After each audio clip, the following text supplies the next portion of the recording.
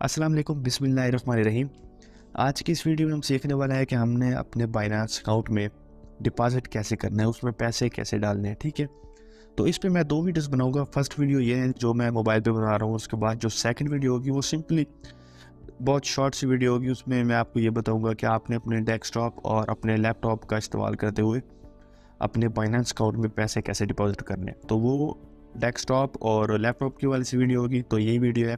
ये मोबाइल के हवाले से वीडियो है कि मोबाइल का इस्तेमाल करते हुए आपने अपने अकाउंट में पैसे कैसे डिपॉजिट करने हैं।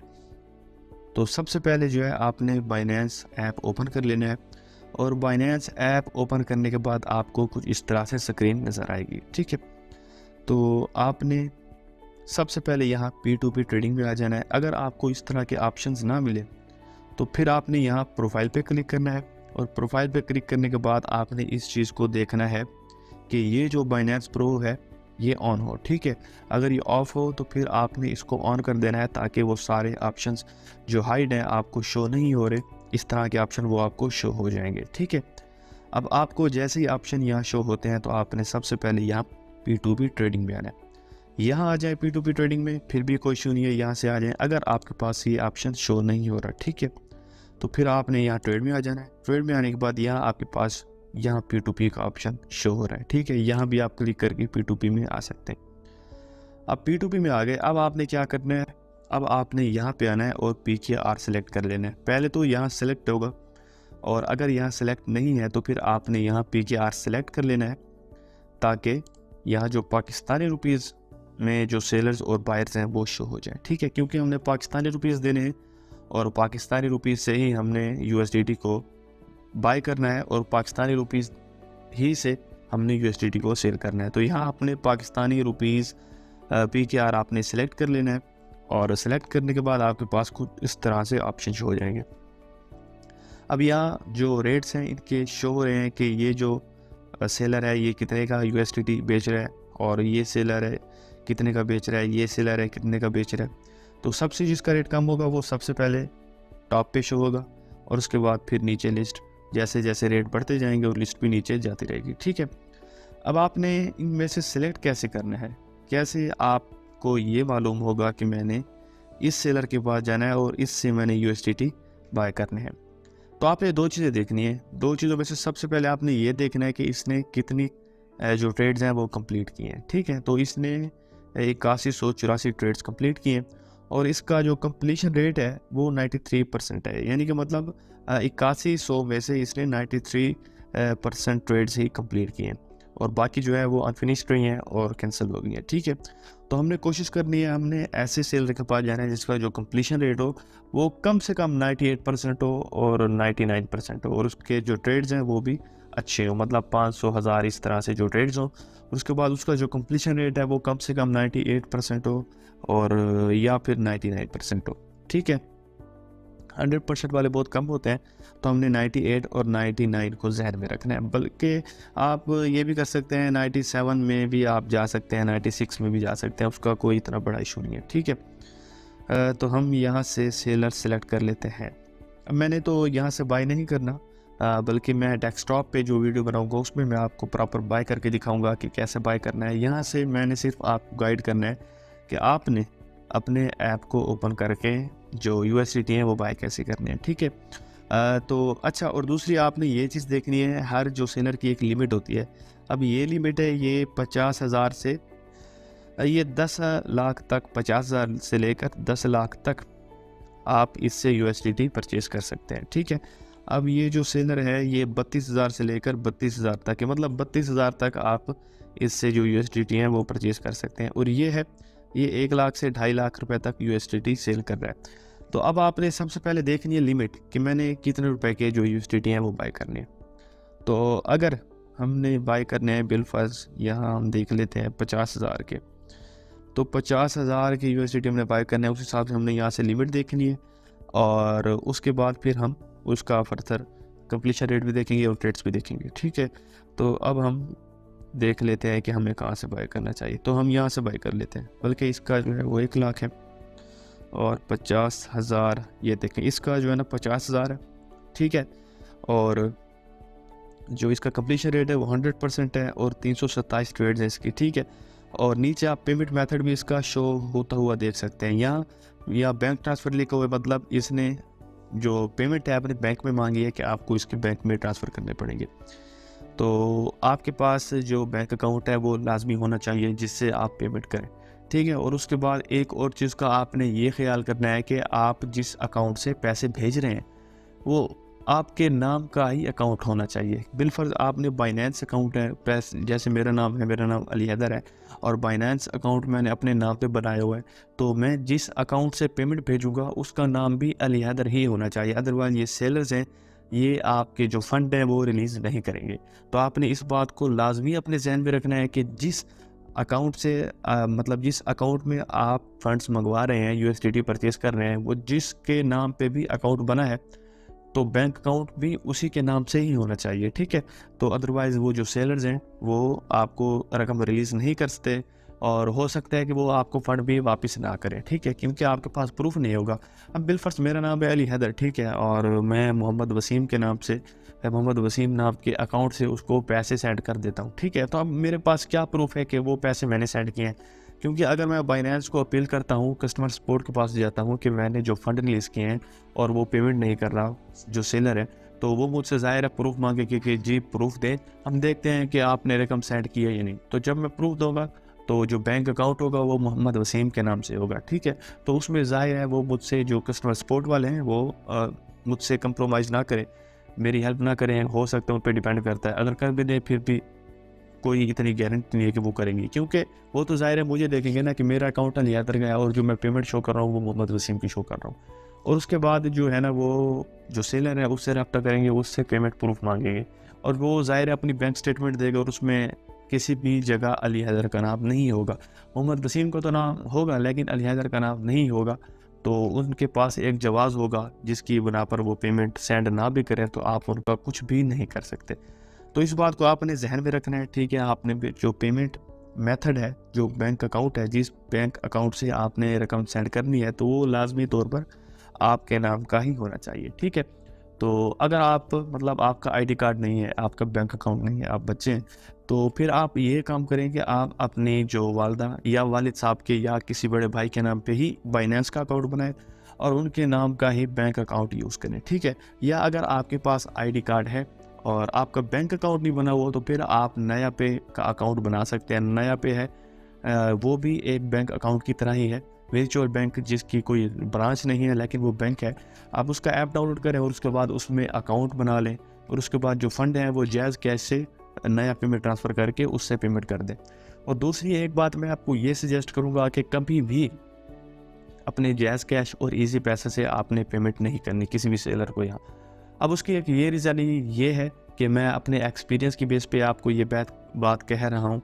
हो सकता है आपके पास ये मसला पेश ना आए, लेकिन अक्सर ऐसा होता है कि जो जायज़ कैश है या इजी पैसे हैं वो टाइम पे फ़ंड रिलीज़ नहीं करते। जैसे कि मैंने अब इनके ऐप से पेमेंट की है तो अक्सर ऐसा हो जाता है कि पेमेंट स्टक हो जाती है। अब पेमेंट स्टक इस तरह होती है कि मेरे अकाउंट से भी पेमेंट चली जाती है और अगले बंदे के अकाउंट में भी पेमेंट नहीं पहुँचती, ठीक है। तो वो फिर 24 घंटे के अंदर अंदर किसी वक्त भी पेमेंट आपको मिल जाती है। लेकिन यहाँ 15 मिनट का टाइम होता है। 15 मिनट का टाइम जैसे ओवर हो गया आपका जो ऑर्डर है वो कैंसिल हो जाएगा, विंडोज़ बंद हो जाएगी, ठीक है। और जो आपकी पेमेंट है वो अगर आप भेजते हैं जायज़ कैश से और बिल फर्ज वो स्टक हो जाती है तो उसकी एक गारंटी ये इस चीज़ की नहीं होती कि वो जो पेमेंट है उसका कोई पता नहीं होता कि आप जो जायज़ कैश वाले वो पेमेंट आपके अकाउंट में भेजेंगे या फिर अगले बंदे के अकाउंट में भेजेंगे जिसके अकाउंट में आप ट्रांसफ़र करने वाले हैं। बिल फर्ज यहाँ आप सेलर को पैसे भेजने वाले होते हैं और जो आप पेमेंट भेज रहे होते हैं जायज़ कैश से और जायज़ कैश की जो पेमेंट है वो स्टक हो जाती है और उसके बाद यहाँ से आपका ऑर्डर भी कैंसिल हो जाता है। तो अब आपको पता नहीं है क्योंकि ऑर्डर तो आपका कैंसिल हो गया। अब आपको नहीं मालूम कि जायज़ कैश वाले उसके अकाउंट में पैसे भेजेंगे या आपके अकाउंट में पैसे भेजेंगे। अगर उन्होंने उसके अकाउंट में पैसे भेज दिए तो फिर उस चीज़ का बहुत बड़ा मसला हो जाएगा क्योंकि आपका जो ऑर्डर है बाइनेंस से वो तो कैंसिल हो चुका है लेकिन आपकी पेमेंट है वो चली गई है। तो उसके लिए फिर आपको बाइनेंस स्पॉट में जाना पड़ेगा, उसका फिर काफ़ी मुश्किल मसला होता है। तो उस चीज़ से आपने बचने के लिए कोशिश करनी है कि जायज़ कैश और ईजी पैसे से आपने पेमेंट बिल्कुल नहीं करनी। ओके जी, हमने यहाँ अपनी जो लिमिट है उसको देखना है और उसके बाद कंप्लीशन रेट देखना है और उसके बाद उसकी जो कंप्लीट ट्रेड्स हैं, टोटल ट्रेड्स हैं वो देखनी है। और उसके बाद किसी भी हमने सेलर को सिलेक्ट कर लेना है जो कि हमारी ज़रूरत के मुताबिक हो। तो 50,000 वाला हम देख रहे थे कि 50,000 वाला हम सिलेक्ट करें, तो हमने किया हुआ था उस वक्त। हाँ जी, ये कंप्लीशन रेट 100% है और 327 ट्रेड्स हैं। मैं यहाँ से बाय नहीं करने वाला बल्कि आपको समझाने वाला हूँ।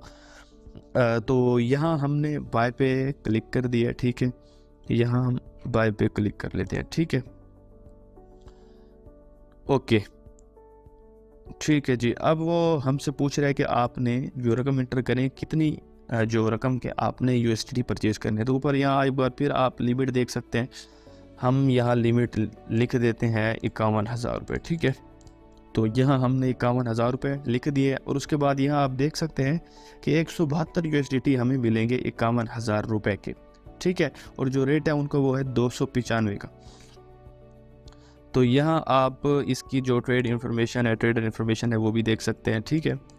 और यहाँ जो पेमेंट टाइम लिमिट है ये देख सकते हैं, 15 मिनट का टाइम होता है। अब हर जो सेलर होता है उसका एक टाइम होता है, उसने फिक्स किया होता है जिस टाइम में उसने ट्रेड कंप्लीट करनी होती है। तो ज़्यादातर का 15 मिनट का जो टाइम होता है, उस 15 मिनट के अंदर अंदर आपने कोशिश करनी है अपनी ट्रेड को कंप्लीट करना है। और उसके बाद पेमेंट करने के 15 मिनट होते हैं और पेमेंट करने के बाद जैसे ही आप ट्रांसफ़र पे क्लिक कर देंगे, यानी कि मैंने ट्रांसफ़र कर दिए हैं, इस ऑप्शन पे क्लिक करेंगे तो 15 मिनट आपको मज़ीद मिलेंगे, जिस टाइम में वो आपको जो यूएसडीटी है वो सेंड कर देगा, ठीक है। और इनका अगर कोई नोट वगैरह होता है तो वो भी यहाँ लिखा होता है। अब ये देख लें, यहाँ इसने लिखा है third party payments not allowed, any problem WhatsApp. अगर वो कह रहे हैं कोई व्हाट्सअप प्रॉब्लम है आपको तो फिर आप मुझे इस नंबर पे व्हाट्सअप करें। और third party payments not allowed वही चीज़ जो मैं आपको कह रहा हूँ कि आपने जो पेमेंट है वो अपने ही अकाउंट से करनी है, कि जिस नेम पे आपका बाइनेंस अकाउंट बना है उसी नेम के अकाउंट से ही आपने पेमेंट करनी है। अदरवाइज़ वो पेमेंट फिर मसला मसाइल हो जाता है, ठीक है। तो उस चीज़ से आपने बचना है। तो अब आपने अपनी रकम इंटर करके यहाँ बाय विद जीरो फीस पे कर देना है, ठीक है। अब आप ये देख सकते हैं कि यहाँ जो ऑप्शन वगैरह शो हो रहे हैं, ठीक है, यहाँ आपने इसको नेक्स्ट वगैरह कर देना है, ठीक है। और यहाँ से भी मैं कर देता हूँ, ठीक है। अब आप यहाँ जाके इससे चैट भी कर सकते हैं। और इसका जो बैंक अकाउंट है, पेमेंट मेथड है, ये देखिए पेमेंट मेथड इसका यहाँ शो हो रहा है। तो अब अगर आपने चैट करनी है, ठीक है, तो यहाँ आप जाएं उसको और उसके बाद सबसे पहले आपने जाके उससे हाय करना है, मैसेज करना है, उससे पूछना है कि हाँ भाई आप ऑनलाइन हो। अक्सर ऐसा होता है कि जो सेलर्स हैं वो ऑनलाइन नहीं होते, तो फिर उसमें काफ़ी डिले हो जाता है। तो फिर आपने उससे पूछ लेना आर यू अवेलेबल, ठीक है। मैं यहाँ मैसेज कर देता हूँ आर यू अवेलेबल, ठीक है। अब मुझे जैसे ही वो कंफर्म करता है कि हाँ जी मैं अवेलेबल हूँ, तो उसके बाद मैं उसको पेमेंट सेंड कर दूँगा, ठीक है। तो वेट करते हैं और देखते हैं, जैसे उसका जवाब आता है तो फिर आगे हम मज़ीद अपना जो स्टेप्स हैं उसको फॉलो करते हैं, ठीक है जी। आप देख सकते हैं उसका जवाब आ गया, ठीक है। उसने कहा जी मैं अवेलेबल हूँ। तो अब हमें पता चल गया कि हाँ जी वो ऑनलाइन है, और जैसे ही हम उसको पेमेंट करेंगे वो हमें उसी वक्त फ़ंड रिलीज़ कर देगा हमारे, ठीक है। तो अब हम जाते हैं पेमेंट पे। यहाँ भी हम मेक पेमेंट पे क्लिक कर सकते हैं और उसके बाद इसको बंद करने के बाद चैट वाले ऑप्शन को यहाँ भी आके हम पेमेंट कर सकते हैं। तो मेक पेमेंट पे क्लिक करेंगे और उसके बाद इसको हम 1 मिनट के लिए ओके कर दें, ठीक है। तो अब हमारे पास ये जो ऑप्शन है इसका ये शो हो रहा है, ठीक है। हमारे पास नेम शो हो रहा है उसका, मोहम्मद उसाम अली उसका नेम है, और उसके बाद उसका जो बैंक अकाउंट नंबर है ये शो हो रहा है, ठीक है। और आपने इसके जो पेमेंट है इसके अकाउंट पे भेजनी है, और अकाउंट पे भेजने के बाद आपने यहाँ ट्रांसफर नोटिफाई सेलर पे क्लिक कर देना है। आप जैसे ही इस पर क्लिक करेंगे तो उसके पास नोटिफिकेशन चला जाएगा कि जो बंदा ख़रीदने वाला है उसने आपको पेमेंट कर दी। और उसके बाद यहाँ ट्रांसफ़र नोटिफाई क्लिक करने के बाद आपने चैट में जाना है, और उसके बाद उसका जो स्क्रीनशॉट होगा पेमेंट का उस यहाँ आपने ऐड करना है, और उसके बाद आपको एल्बम पे क्लिक करके वो आपने स्क्रीनशॉट इसको भेज देना है। अक्सर लोग हैं वो मांगते हैं स्क्रीनशॉट, अक्सर लोग हैं वो नहीं भी मांगते। तो अगर कोई मांगे तो आपने भेज देना है, अगर कोई नहीं मांगे तो बस आपने उसको पेमेंट करने के बाद यहाँ बता देना है कि हाँ जी मैंने पेमेंट कर दी है, ठीक है। तो पेमेंट करने के बाद आपने यहाँ जो ट्रांसफ़र नोटिफाई सेलर पे आपने क्लिक कर देना है यहाँ, या फिर यहाँ आकर आपने ट्रांसफ़र नोटिफाई सेलर पे क्लिक कर देना है। अब इसका ये मतलब है कि आप ये कह रहे हैं बाइनेंस को कि जी मैंने तो पैसे ट्रांसफ़र कर दिए हैं, अब आप सेलर को नोटिफिकेशन भेज दें, उसको नोटिफाई कर दें कि जी जो ख़रीदने वाला है यूएसडीटी उसने पैसे भेज दिए, अब आप भी फ़ंड रिलीज़ कर दें। ठीक है जी, अब आगे मैं आपके साथ एक क्लिप शेयर करने वाला हूँ जिसमें मैं आपको दिखाऊंगा कि इस बटन पर क्लिक करने के बाद आगे आपको क्या करना पड़ता है। तो जैसे ही आप ट्रांसफर नोटिफाई सेलर पे क्लिक करेंगे आपके सामने दो ऑप्शन आ जाएंगे। आपने आई हैव ट्रांसफर पे क्लिक कर देना है। आई हैव ट्रांसफर पे जैसे ही आप क्लिक करेंगे उसके बाद आपके सामने एक और ऑप्शन आएगा, आपने कन्फर्म पेमेंट पे क्लिक कर देना है। कन्फर्म पेमेंट पे क्लिक करने के बाद आपके सामने कुछ इस तरह से स्क्रीन आ जाएगी और उसके बाद कुछ ही मिनट्स में जो सेलर है वो आपको यूएसडीटी ट्रांसफ़र कर देगा। और जैसे ही यूएसडीटी ट्रांसफ़र होंगे आपके सामने कुछ इस तरह से स्क्रीन आ जाएगी और आपकी जो भी अमाउंट होगी वो आपको ट्रांसफ़र हो जाएगी। तो इस तरह से यूएसडीटी हमारे अकाउंट में आ जाएंगे। अब हमने आगे ये देखना है कि हमने स्पॉट वॉलेट में यूएसडीटी को कैसे ट्रांसफ़र करना है। जी, तो यूएसडीटी ट्रांसफ़र होने के बाद अब आपने यहाँ होम स्क्रीन पे आना है और होम स्क्रीन पे आने के बाद आपने यहाँ वॉलेट्स पे चले जाना है। वॉलेट्स पे आप जैसे जाएंगे आपने फंडिंग वॉलेट में आ जाना है। अब आपके जो यूएसडीटी हैं जो सेलर ने आपको भेजे हैं वो यहाँ फंडिंग वॉलेट में हमारे पास आएंगे।